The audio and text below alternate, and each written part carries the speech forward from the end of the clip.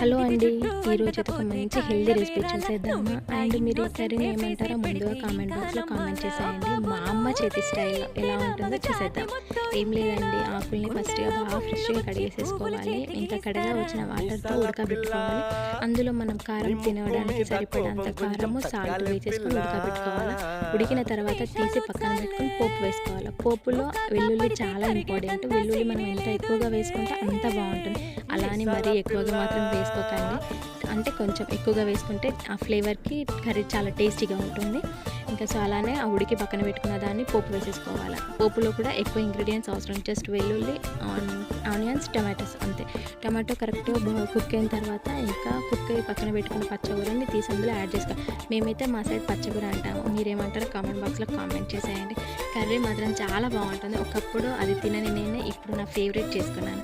And video నచ్చితే కాస్త subscribe చేసుకుని వెళ్ళండి.